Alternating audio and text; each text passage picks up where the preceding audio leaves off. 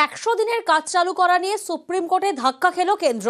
কলকাতা হাইকোর্টের রায় বহাল রাখলো দেশের শীর্ষ আদালত, খারিজ করে দিল কেন্দ্রের করা মামলা। আর এই নিয়েই রাজনীতির হাওয়া গরম।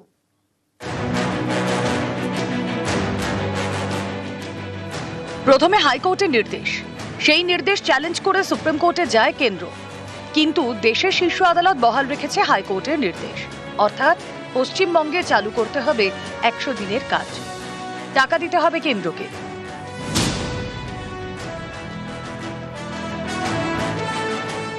গরিবের কর্মসংস্থানের বড় ভরসা 100 দিনের কাজ। 2022 সালের মার্চ থেকেই 100 দিনের প্রকল্পে পশ্চিমবঙ্গকে টাকা দেয় না কেন্দ্র। এতে কেন্দ্রীয় বঞ্চনার অভিযোগে সরব হয় তৃণমূল। পরের বছর অর্থাৎ 2023 সালের পঞ্চায়েত ভোটে তারা প্রচার করে তৃণমূলকে হারাতে না পেরে বিজেপি প্রতিহিংসার রাজনীতি করছে। বিজেপি শাসিত কেন্দ্রীয় সরকার তাই ভাতে মারতে চাইছে। পাল্টা বিজেপি দাবি করে 100 দিনের কাজের টাকা আসলে তৃণমূল নেতাদের পকেটে ঢোকে। দুর্নীতির কারণেই টাকা দেওয়া বন্ধ করেছে কেন্দ্র। এ নিয়ে রাজ্যে বারবার ঘুরে গিয়েছে কেন্দ্রের টিম, তারা দিল্লিতে রিপোর্ট দিয়েছে। শেষমেশ এই 100 দিনের কাজের জল গড়ায় কলকাতা হাইকোর্টে। গত 18 জুন হাইকোর্ট নির্দেশ দেয় 100 দিনের কাজের মতো প্রকল্প এভাবে দিনের পর দিন বন্ধ রাখা চলবে না। পশ্চিমবঙ্গে এই প্রকল্প চালু করতে হবে কেন্দ্রকে। একে চ্যালেঞ্জ করে সুপ্রিম কোর্টে মামলা করে কেন্দ্র, কিন্তু তাদের সেই মামলা সোমবার খারিজ করে দেয় শীর্ষ আদালত, বহাল রাখে হাইকোর্টের নির্দেশ। এতে জোর ধাক্কা খেল কেন্দ্র। আর এই নিয়ে সোশ্যাল মিডিয়ায় সুর চড়িয়েছেন তৃণমূলের সর্বভারতীয় সাধারণ সম্পাদক অভিষেক বন্দ্যোপাধ্যায়। লিখেছেন, বহিরাগত বাংলা বিরোধী জমিদারদের আরেকটি শোচনীয় পরাজয়। যখন রাজনৈতিকভাবে হারাতে ব্যর্থ হয়, তখন বঞ্চনাকে অস্ত্র হিসেবে ব্যবহার করে বিজেপি। এদিনের রায় তাদের মুখে গণতান্ত্রিক থাপ্পড়। আগেও বলেছি, আবারও বলবো, চলবে না অন্যায়, টিকবে না ফন্দি। জনগণের আদালতে হতে হবে বন্দী। বাংলাকে বঞ্চিত করেছে অন্যায়ভাবে কেন্দ্রীয় সরকার। মুখ্যমন্ত্রী চিঠি লিখেছেন, মুখ্যমন্ত্রী ধর্ণা দিয়েছেন, অভিষেক বন্দ্যোপাধ্যায় দিল্লি অভিযান করেছেন। কলকাতা হাইকোর্ট বলেছিল দিতে হবে, দেয়নি। সুপ্রিম কোর্টও আজকে পশ্চিমবঙ্গ সরকারের এবং তৃণমূল কংগ্রেসের বক্তব্যে সম্পূর্ণভাবে মান্যতা দিয়েছেন। কেন্দ্রীয় সরকারের উচিত অবিলম্বে সমস্ত বকেয়া টাকা পশ্চিমবঙ্গ সরকারকে দিয়ে দেওয়া। আবার প্রমাণ হলো রাজনৈতিক প্রতিহিংসায় পশ্চিমবঙ্গের প্রতি বঞ্চনা বিজেপি করে। কেন্দ্র কি করেছিল? টিম পাঠিয়েছিল, 4টি জেলাতে এনকোয়ারি করেছিল। 613 কোটি টাকার অনিয়ম ধরা পড়েছে। হাইকোর্ট বলছে সেই রায়ে, যে রায়ের জন্য তৃণমূল কংগ্রেস নাচছে, যে এই 4টে ডিস্ট্রিক্ট বাদ দিয়ে বাদ বাকি 6 জায়গায় তো কেন্দ্র সরকার এনকোয়ারি করবে দুর্নীতি হয়েছে কিনা। সুপ্রিম কোর্টে বাতিল হয়েছে, কোনো অসুবিধা নেই। আমরা বরাবরই বলেছি যে দুর্নীতি বন্ধ করো, দুর্নীতির টাকা ফেরত দাও, এবং আমাদের MGNREGS অর্থাৎ 100 দিনের কাজ চালু হওয়া নিয়ে কোনো আপত্তি নেই।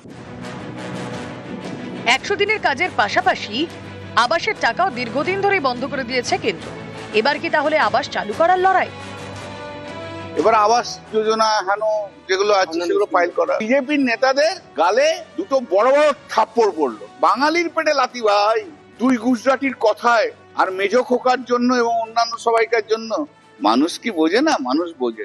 একটার পর একটা দিয়ে যাবো, ঘুমোতে দেবো না আগামী বিধানসভা নির্বাচন পর্যন্ত। ছুটবে, দৌড়বে, প্রান্ত থেকে প্রান্ত দৌড়বে। সামনেই পশ্চিমবঙ্গে বিধানসভা ভোট। অনেকের মতে এদিন সুপ্রিম কোর্ট যেভাবে কলকাতা হাইকোর্টের নির্দেশকে বহাল রাখলো, সেটা ভোটের আগে তৃণমূলের কাছে বড় হাতিয়ার। তৃণমূল আবার কেন্দ্রীয় বঞ্চনার অভিযোগে সরব হওয়ার সুযোগ পেয়ে গেল, প্রচার করার সুযোগ পেল যে কেন্দ্র এ রাজ্যের সঙ্গে বঞ্চনা করে। এর বিরুদ্ধেই তাঁদের লড়াই, যার জেরে কেন্দ্রকে ফের 100 দিনের কাজ শুরুর নির্দেশ দিয়েছে আদালত। পাল্টা বিজেপি এখনো দুর্নীতির অভিযোগকেই আঁকড়ে রয়েছে। নিউজ 18 বাংলা। ধান থেকে চাল, চালে মরছে ধান। চালকলের রাসায়নিক মেশা বর্জ্য সরাসরি মিশছে ধান জমিতে। হুগলি, বর্ধমানে 150-র বেশি চালকল কাটছে ধানের প্রাণ। দেখুন,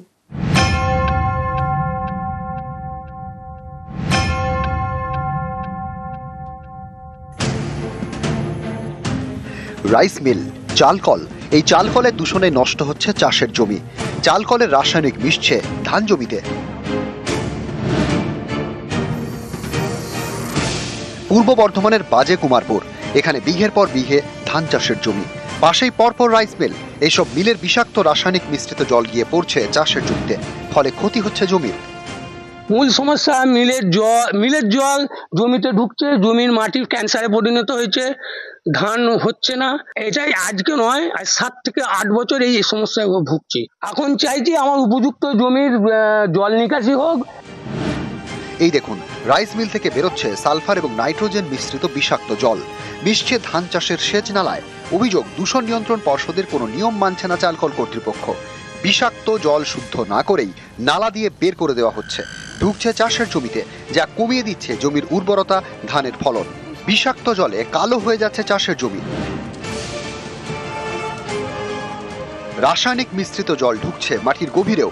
এর জেরে ভূগর্ভস্থ জলও বিষাক্ত হয়ে যাচ্ছে বলে আশঙ্কা।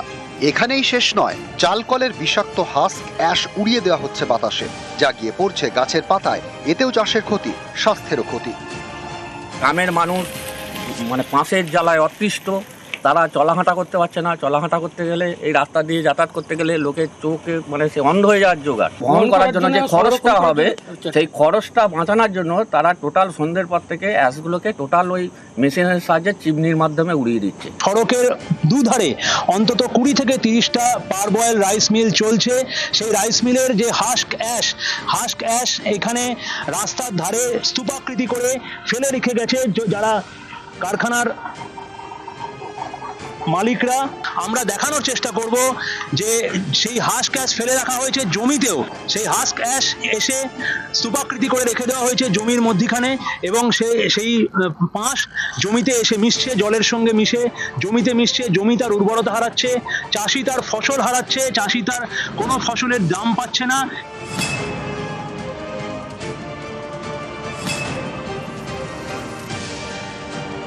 একই ছবি হুগলিতে। আরামবাগ কলকাতা রাজ্য সড়কের পাশেও গজিয়ে উঠেছে একের পর এক চালকল। এরাও কোনো নিয়ম কানুন মানছে না বলে অভিযোগ। এর জেরে ক্ষতি হচ্ছে ধান চাষে। মিল করতে গেলে যে পলিউশনের যে রুলস অফ রেগুলেশনগুলো মানার দরকার, ওনারা একটাও কিছু মানেননি। আমরা পলিউশন দপ্তরে জানিয়েছিলাম, বিডিওকে জানিয়েছিলাম, পঞ্চায়েতকে জানিয়েছিলাম, ডিএমকে জানিয়েছিলাম, কিন্তু কাজের কাজ কিছুই হয়নি। দূষণ নিয়ন্ত্রণ পর্ষদ, যেটা দূষণ নিয়ন্ত্রণ পর্ষদের করণীয়, সেটা না করেই তারা দায় এড়িয়ে যাচ্ছে। ক্যামেরায় শুভদীপ ঘোষের সঙ্গে প্রলয় লাহা, নিউজ 18 বাংলা। 100 দিনের কাজ চালু করা নিয়ে সুপ্রিম কোর্টে ধাক্কা খেল কেন্দ্র। কলকাতা হাইকোর্টের রায় বহাল রাখলো দেশের শীর্ষ আদালত, খারিজ করে দিল কেন্দ্রের করা মামলা। আর এই নিয়েই রাজনীতির হাওয়া গরম।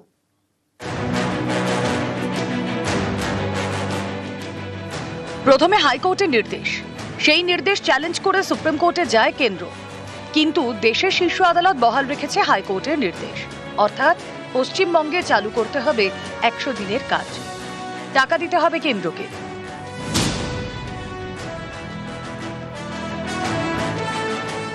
গরিবের কর্মসংস্থানের বড় ভরসা 100 দিনের কাজ। 2022 সালের মার্চ থেকেই 100 দিনের প্রকল্পে পশ্চিমবঙ্গকে টাকা দেয় না কেন্দ্র। এতে কেন্দ্রীয় বঞ্চনার অভিযোগে সরব হয় তৃণমূল। পরের বছর অর্থাৎ 2023 সালের পঞ্চায়েত ভোটে তারা প্রচার করে তৃণমূলকে হারাতে না পেরে বিজেপি প্রতিহিংসার রাজনীতি করছে। বিজেপি শাসিত কেন্দ্রীয় সরকার তাই ভাতে মারতে চাইছে। পাল্টা বিজেপি দাবি করে 100 দিনের কাজের টাকা আসলে তৃণমূল নেতাদের পকেটে ঢোকে। দুর্নীতির কারণেই টাকা দেওয়া বন্ধ করেছে কেন্দ্র।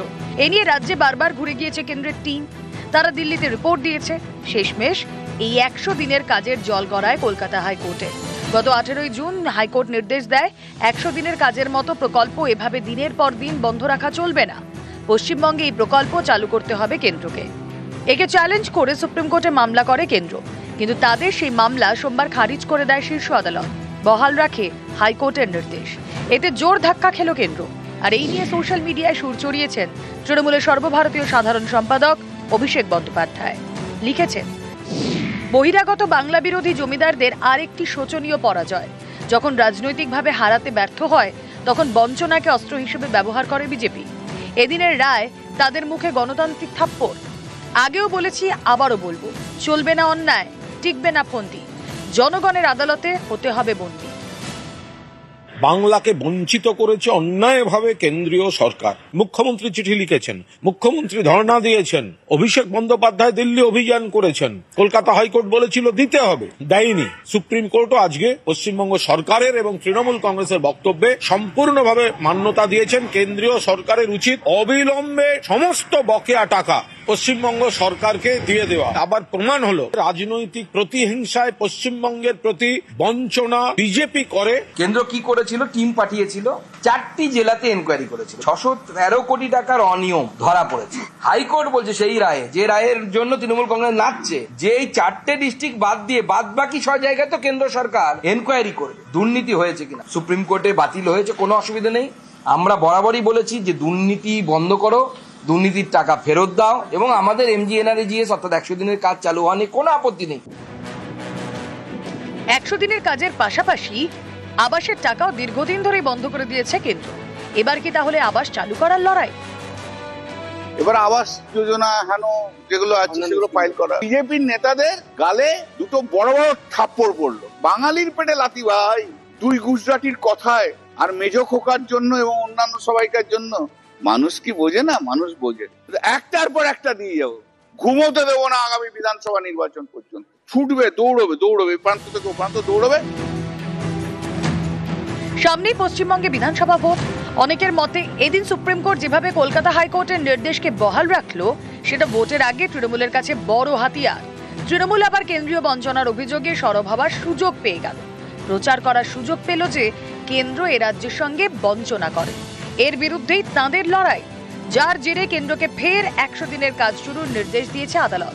পাল্টা বিজেপি এখনো দুর্নীতির অভিযোগকেই আঁকড়ে রয়েছে। নিউজ 18 বাংলা।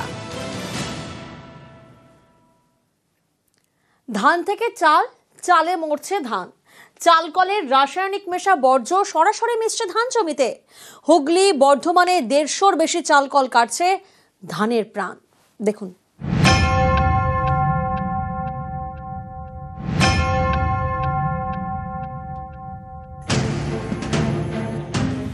রাইস মিল, চালকল, এই চালকলের দূষণে নষ্ট হচ্ছে চাষের জমি। চালকলের রাসায়নিক মিশছে ধান জমিতে। পূর্ব বর্ধমানের বাজে কুমারপুর, এখানে বিঘের পর বিঘে ধান চাষের জমি। পাশেই পরপর রাইস মিল। এইসব মিলের বিষাক্ত রাসায়নিক মিশ্রিত জল গিয়ে পড়ছে চাষের জমিতে, ফলে ক্ষতি হচ্ছে জমির। মূল সমস্যা মিলের জল জমিতে ঢুকছে, জমির মাটির ক্যান্সারে পরিণত হয়েছে, ধান হচ্ছে না। এটাই আজকে নয়, আজ 7 থেকে 8 বছর এই সমস্যায় ভুগছি। এখন চাইছি আমার উপযুক্ত জমির জল নিকাশি হোক।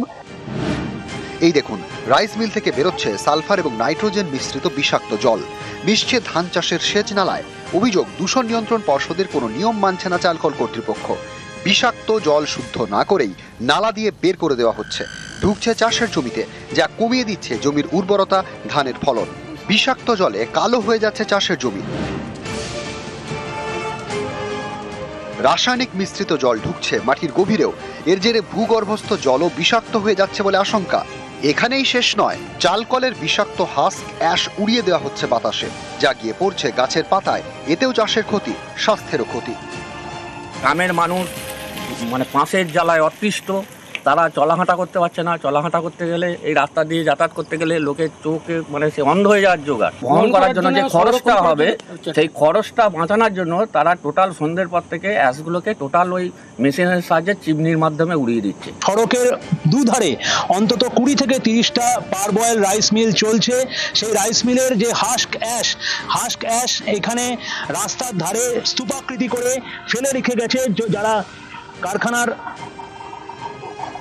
মালিকরা। আমরা দেখানোর চেষ্টা করব যে সেই হাস্ক অ্যাশ ফেলে রাখা হয়েছে জমিতেও।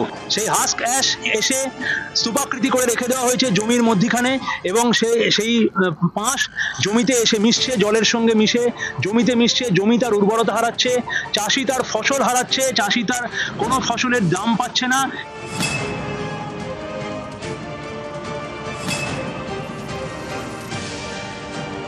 একই ছবি হুগলিতে। আরামবাগ কলকাতা রাজ্য সড়কের পাশেও গজিয়ে উঠেছে একের পর এক চালকল। এরাও কোনো নিয়ম কানুন মানছে না বলে অভিযোগ। এর জেরে ক্ষতি হচ্ছে ধান চাষে। মিল করতে গেলে যে পলিউশনের যে রুলস অফ রেগুলেশনগুলো মানার দরকার, ওনারা একটাও কিছু মানেননি। আমরা পলিউশন দপ্তরে জানিয়েছিলাম, বিডিওকে জানিয়েছিলাম, পঞ্চায়েতকে জানিয়েছিলাম, ডিএমকে জানিয়েছিলাম, কিন্তু কাজের কাজ কিছুই হয়নি। দূষণ নিয়ন্ত্রণ পর্ষদ, যেটা দূষণ নিয়ন্ত্রণ পর্ষদের করণীয়, সেটা না করেই তারা দায় এড়িয়ে যাচ্ছে। ক্যামেরায় শুভদীপ ঘোষের সঙ্গে প্রলয় লাহা, নিউজ 18 বাংলা।